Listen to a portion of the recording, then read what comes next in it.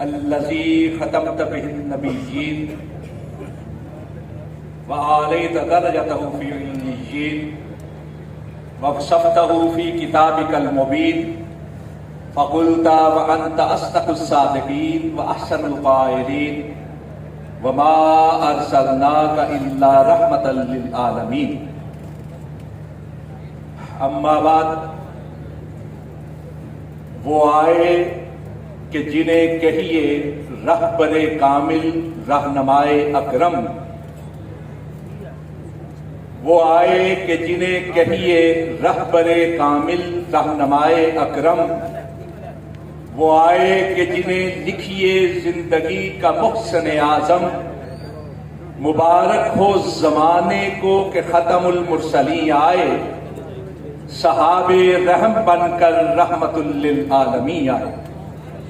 حضرات، آپ نے علماء کرام کے خطابات سنے، میرے بات بھی سنیں گے۔ میں ایک طالب علم ہوں اور کوشش کروں گا کہ آج کی کانفرنس کی مناسبت سے چند ضروری گزارشات آپ کے گوش گزار کر سکوں۔ جہاں تک بات ہے عقیدہ ختم نبوت کی، تو یہ تمام مسلمانوں کا، خواہ وہ کسی مکتب فکر سے تعلق رکھتے ہوں، کسی مسلک کے ساتھ ان کا تعلق ہو، سب کا یہ اتفاقی اور یقینی عقیدہ ہے۔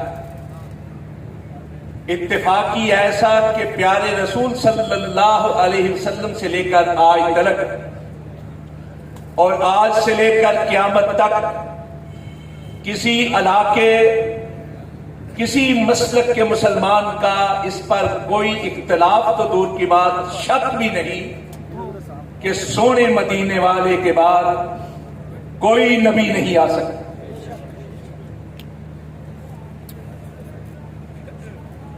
سورج، چاند، ستارے جھڑ سکتے ہیں، آسمان پھٹ سکتے ہیں، پہاڑ ریزہ ریزہ ہو سکتے ہیں، زمین تلپت ہو سکتی ہے، قیامت آ سکتی ہے، لیکن مدینے والے کے بعد کوئی نبی اور رسول نہیں آ سکتا۔ اور یقینی ایسا کہ امام احمد بن حنبل نے کہا، اور یہ قول حضرت امام ابو حنیفہ رحمت اللہ علیہ کے ساتھ بھی منسوب کیا جاتا ہے کہ اگر کوئی شخص نبوت کا جھوٹا دعویٰ کرے، اس جھوٹے دعوے دار سے اس کی نبوت کی دلیل طلب کرنا بھی کفر ہے۔ جھوٹے سے اس کی دلیل طلب کرنا اس لیے کفر ہے کہ اگر آپ کسی سے دلیل طلب کرتے ہیں تو گویا دل اور دماغ کے کسی حصے میں یہ بات موجود ہے کہ سونے مدینے والے کے بعد کوئی نبی آ سکتا ہے، اور اگر یہ یقین ہے کہ مدینے والے کے بعد کوئی نبی نہیں آئے گا، تو پھر جھوٹے سے دلیل نہیں طلب کی جائے گی، کہا جائے گا تو کذاب ہے، تو جھوٹا ہے، مکار ہے۔ آج کا دن پورے پاکستان میں بلکہ پوری دنیا میں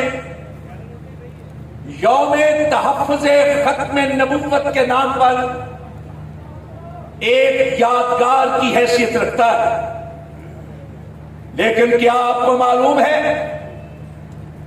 کہ آج کے دن کو 7 ستمبر کو یوم تحفظ ختم نبوت کیوں کہا جاتا ہے؟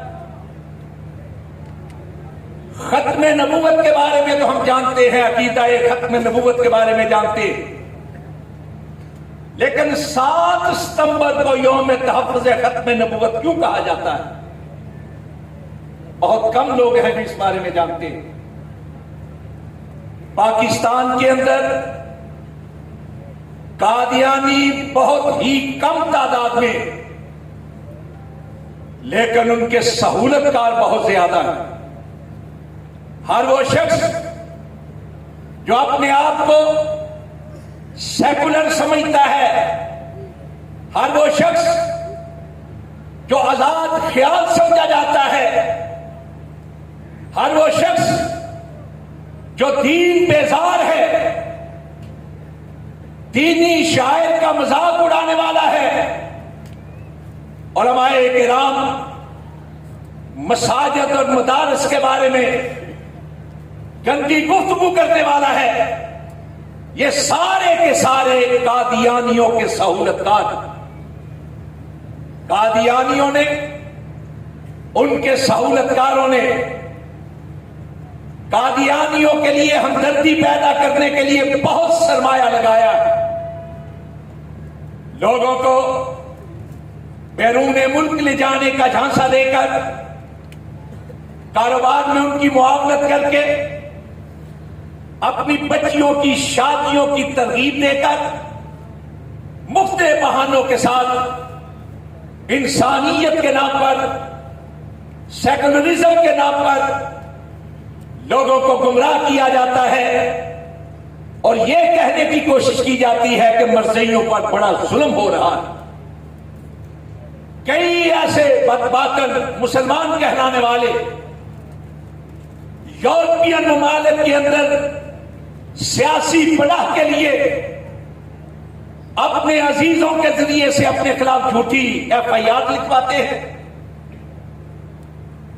کہ فلاں شخص قادیانیت کا پرچار کر رہا تھا، تبلیغ کر رہا تھا، اس کے خلاف پرچہ کاٹا جائے۔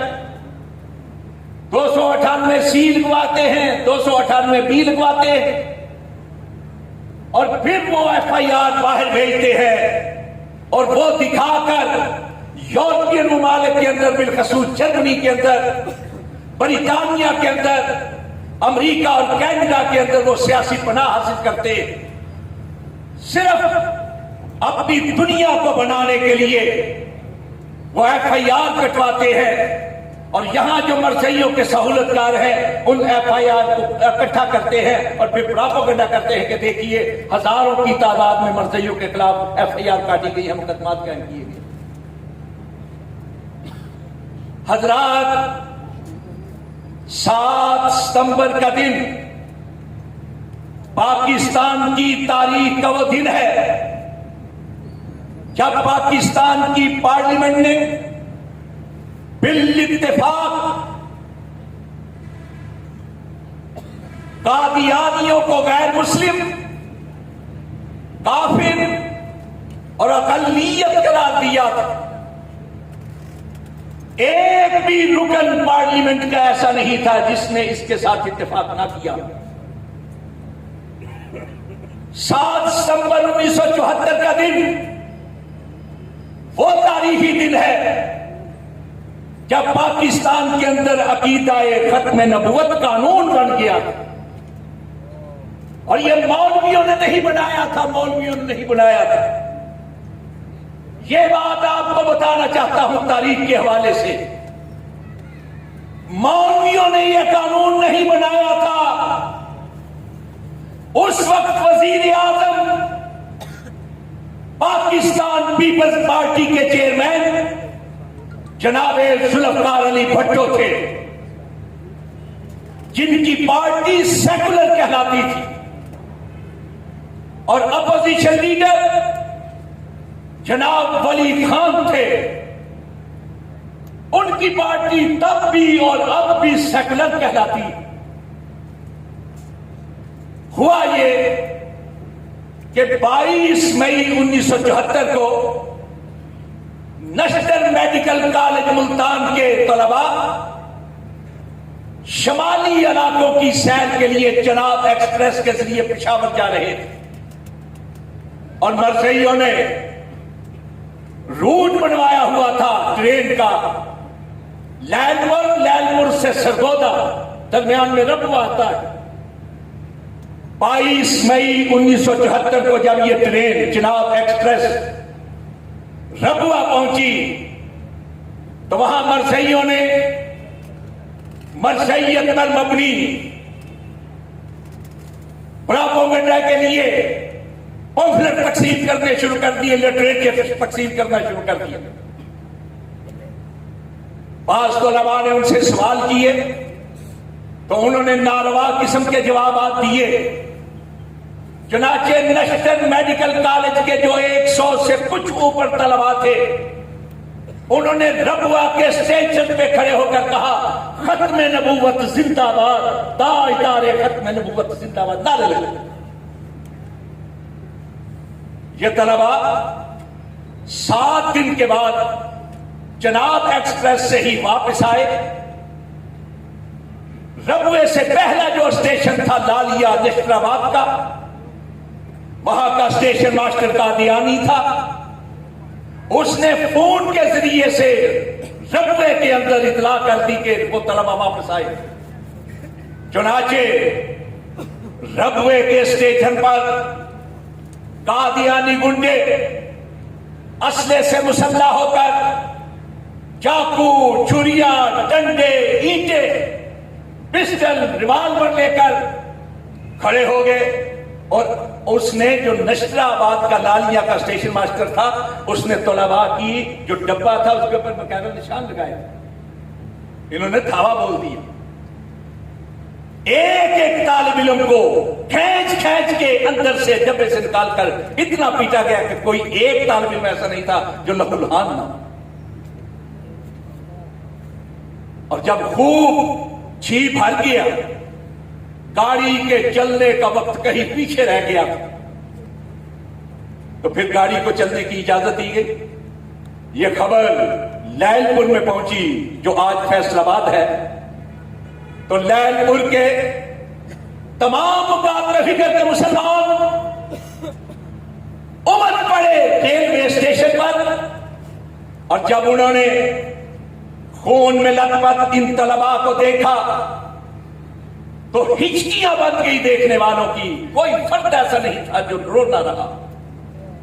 چنانچہ اسی شام تمام مقاطع فکر کے علماء کرام نے پریس کانفرنس کی اور اعلان کیا کہ ان مظلوم طلباء کا بدلہ لیا جائے گا اور مجرموں کو قرار واقعی سزا دلوائی جائے گی. اعلان ہوا کہ 14 جون کو آل پاکستان ہڑتال کی جائے گی. آغا شورش کشمیری کی تجویز پر ایک مجلس عمل تحفظ ختم نبوت کے نام پر ایک پلیٹ فارم ادا کرنے کی تجویز پیش ہے اور اس کا آرگنائزر مولانا یوسف پنڈوری کو بنایا ہے. 16 جون کو تمام مقاطع فکر کے علماء کرام وہاں جمع ہوئے. جمعیت علماء اسلام بھی آئی، جمعیت علماء پاکستان بھی آئی، حزب الاحناف بھی آئی، جماعت اسلامی بھی تھی، خاکسار بھی تھے، ANP سے تعلق رکھنے والے بھی تھے. جمعیت اہل حدیث کی طرف سے جناب میاں فضل حق، مولانا محمد شریف اشرف، مولانا محمد صدیق، حافظ عبد القادر روبڑی، اس طرح کے جیت علماء کرام اس میں موجود تھے. اور قادیانی محاسبہ کمیٹی کی طرف سے آغا شورش کشمیری اور علامہ احسان اللہ ظہیر اس میں موجود تھے. وہاں ایک تنظیم بنائی گئی، اس کے صدر مولانا یوسف پنڈوری کو بنایا گیا، اس کا سیکرٹری مولانا محمود احمد رضوی کو بنایا گیا. اور سرمایہ کے لیے، سرمایہ لگانے کے لیے، اور بعد میں وہ سرمایہ پوری تحریک میں خرچ ہوتا رہا. ہمارے مرسی جمعیت اہل حدیث کے میاں فضل حق کو ناظم مالیات بنایا. پھر 30 جون کو قومی اسمبلی کے اندر ایک پرائیویٹ قرارداد جو ہے وہ پیش کی گئی جس پر 22 ارکان اسمبلی کے دستخط تھے. بعد میں 16 ارکان نے بعد میں دستخط کیا، کل 38 لوگوں نے دستخط کیے. اور ان 38 لوگوں میں سے صرف 6 علماء تھے. عبد المصطفیٰ آذری، مولانا شاہ احمد نورانی، مولانا صدر الشہید، مولانا عبدالحق اکوڑا کٹک والے، مولانا رحمت اللہ اور پروفیسر غفور احمد. باقی سارے کے سارے غیر علماء تھے. مفتی محمود نہیں تھے. بعض لوگ مولانا مفتی محمود کے حوالے سے عجیب عجیب کہانیاں جو ہے سوشل میڈیا پہ لگاتے ہیں کہ وہ کہتے ہیں جب پہلے دن آیا مرزا ناصر تو یہ اس وقت مولانا مفتی محمود احمد صاحب وزیر اعلیٰ تھے صوبہ سرحد کے، لیکن ان کی پارٹی بہرحال موجود تھی. اور 16 جون کو جو فیصل آباد میں اجلاس ہوا اس میں وہ موجود تھے. بہت بڑا نام ہے تحریک ختم نبوت کے حوالے سے ان کا بہت کردار تھا، لیکن اسمبلی میں وہ موجود نہیں تھے. تاریخ اس کی تصدیق نہیں کرتی. بہرحال 30 جون کو یہ قرارداد پیش ہوئی. پھر اس کے بعد ذوالفقار علی بھٹو نے وزیر اعظم کی حیثیت سے، قائد ایوان کی حیثیت سے کہا کہ یہ ساری کی ساری پارلیمنٹ جو ہے اس کو ایک کمیٹی کی حیثیت دے دی جائے، خفیہ رکھی جائے اس کی کارروائی. اور چونکہ کوئی قادیانی یہاں ممبر نہیں ہے یا کوئی اپنے آپ کو قادیانی کلیم نہیں کر رہا، اس لیے ان کو بھی موقع دیا جائے کہ وہ بھی پارلیمنٹ کے اندر آئے. چنانچہ اسپیشل طور پر قادیانیوں کا جو ربوہ گروپ ہے اس کی طرف سے مرزا ناصر احمد اور لاہوری گروپ کی طرف سے صدر الدین جو تھے ان کو بلایا گیا. 11 دن تک مرزا ناصر احمد گفتگو کرتا رہا، سوالوں کے جواب دیتا رہا، اپنا لٹریچر ایک ایک فرق میں تقسیم کرتا رہا. اور 11 دن کے بعد لاہوری گروپ کا جو آدمی تھا اس کو بھی موقع دیا گیا. 7 گھنٹے تک اس کو گفتگو کرنے کا موقع دیا گیا. قومی اسمبلی کے 28 اجلاس اور 96 سیشن ہوئے. 96 سیشن ایک ایک بات پر چرا ہوئی، ایک ایک رخ کو دیکھا گیا. اور پھر 6 اور 7 کی تاریخ 5 اور 6 تاریخ کو اس وقت کے اٹارنی جنرل یحییٰ بختیار نے 2 دن تک ساری کی ساری بحث کو سمیٹا 2 دن کے اندر. اور جو سوالات کیے گئے تھے نا مرزائیوں سے، وہ صرف مذہبی حوالے سے نہیں تھے، وہ معاشرتی حوالے سے بھی تھے، وہ پاکستانیت کے حوالے سے بھی تھے. چنانچہ 7 ستمبر کو 4:35 پر اعلان ہوا. اور اس اعلان سے پہلے اس وقت کے وزیر قانون حفیظ اللہ جو تھے انہوں نے یہ ایک بل پیش کیا قانون کے طور پر، دفعہ 160 اور دفعہ 260 کے اندر ترمیم کا. اور حفیظ کے بعد پھر ذوالفقار علی بھٹو نے 27 منٹ تک تقریر کی قائد ایوان کی حیثیت سے. 4:35 پر جب ذوالفقار علی بھٹو نے اعلان کیا اپنی تقریر کے آخر میں اور کہا کہ ہم یہ سمجھتے ہیں کہ قادیانی اسلام کے بھی دشمن ہیں، پاکستان کے بھی دشمن ہیں، مسلمانوں کے دشمن ہیں، پاکستانیوں کے دشمن ہیں، اس لیے قانون بنایا جا رہا ہے کہ قادیانی پاکستان کے اندر غیر مسلم ہیں، کافر ہیں، اقلیت سے تعلق رکھتے ہیں. اور جب ذوالفقار علی بھٹو نے یہ اعلان کیا تو پوری پارلیمنٹ نعرہ تکبیر سے گونج اٹھی. اور ولی خان جو اپوزیشن لیڈر تھا اپنی نشست سے اٹھ کے آیا اور اس نے ذوالفقار علی بھٹو کے پیشانی پر بوسہ دیا. یہ ہے 7 ستمبر کی تاریخ. حضرات، مولوی انگلیوں پہ گنے جانے والے تھے، اتنی تھوڑی تعداد. پارلیمنٹ ساری کی ساری سیکولر لوگوں سے بھری ہوئی تھی. ان سب لوگوں نے بالاتفاق، ایک بھی فرد ایسا نہیں تھا جس نے اس سے اختلاف کیا. آج قادیانیوں کے سہولت کار یہ کہتے ہیں کہ مولویوں نے مولوی پہلے دن سے کہہ رہے ہیں کہ صرف قادیانی ہی نہیں، جو شخص بھی سونے مدینے والے کے بعد نبوت کا دعویٰ کرتا ہے وہ کافر ہے. کذاب ہے، دجال ہے، اور جو اس کو مانتا ہے وہ بھی کافر ہے، کذاب ہے، دجال ہے۔ صرف قادیانی ہی نہیں، اس کے علاوہ بھی جو نبوت کو رسول پاک کے بعد جاری سمجھتا ہے۔ حضرات، اس سلسلے میں علماء اہل حدیث کا ایک کردار رہا ہے۔ آپ کے شہر کی عظیم شخصیات 1953 کی تحریک کے اندر، 1974 کی تحریک کے اندر آپ کے شہر کے 3 امیر ہوئے ہیں ہماری مرکزی جمعیت۔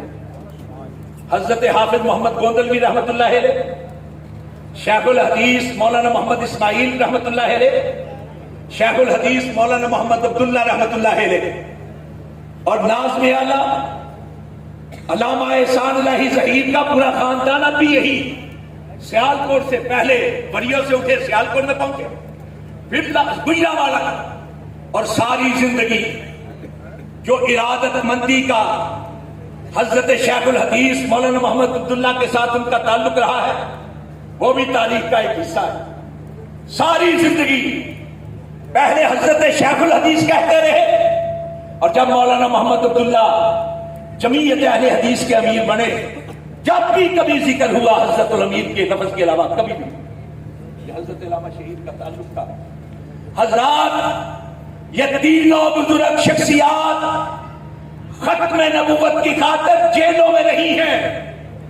مولانا ابوالحسنات نے اپنی جو جیل کی سرگزشت لکھی ہے، اس میں شیخ الحدیث مولانا محمد اسماعیل کا تذکرہ کیا ہے، اور یہ تذکرہ بریلوی مکتب فکر کے رسالے کنز الایمان جو لاہور سے شائع ہوتا ہے، اس نے باقاعدہ 1 نمبر شائع کیا، ختم نبوت نمبر ستمبر 2009 میں، اس کے اندر موجود ہے۔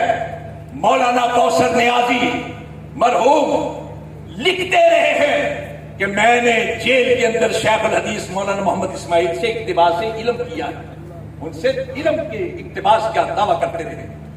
حضرات، بہت کوئی ایک بھی عالم ایسا موجودہ علماء میں سے کہ جو ختم نبوت کے حوالے سے کسی نہ کسی طریقے سے اپنا کردار ادا نہ کرتا، اور اس لیے بھی کہ ختم نبوت کا عقیدہ در حقیقت مسلک اہل حدیث کیا ہے؟ مسلک اہل حدیث کہ واجب الاطاعت اور واجب الاتباع صرف ایک ہی ہستی ہے، اور وہ سونے مدینے والے کی ہستی ہے۔ ان کی ذات کے بعد کوئی ذات ایسی نہیں جو واجب الاطاعت ہو، واجب الاتباع ہو، اور ان کی بات کے بعد کوئی بات ایسی نہیں کہ جس پہ آ کر انسان بس ہو کر رہے۔ تمت کلمت ربک صدق وعدل۔ میں اپنی گفتگو کو سمجھانے کے لیے 1977 ہی کا ایک واقعہ سنایا کرتا ہوں، جس کا میں خود چشمدید 1977 میں ذوالفقار علی بھٹو کے خلاف نظام مصطفیٰ کی تحریک چلی تھی، جس کے بعد ضیاء الحق نے اس تحریک کو بنیاد بنا کر ذوالفقار علی بھٹو کا تختہ الٹ دیا تھا۔ مرزئی اس دور میں ربوے کے اندر 25، 26، 27 دسمبر کو اجتماع کیا کرتے، انٹرنیشنل اجتماع، اور اس کے مقابلے میں جنیوٹ کے اندر تمام مکاتب فکر کا ایک مشترکہ اجتماع ہوتا تھا، جس کے میزبان مولانا منظور احمد جنیوٹی ہوا کرتے تھے۔ تحریک چلے ابھی تھوڑا ہی عرصہ ہوا تھا۔ 26 دسمبر 1977 ہم پڑھتے تھے سرگودا میں، میں، مولانا عبدالرشید راشد اور مولانا عبدالحی انصاری، ہم تینوں سرگودا سے چلے کہ آج علامہ صاحب تقریر کریں گے۔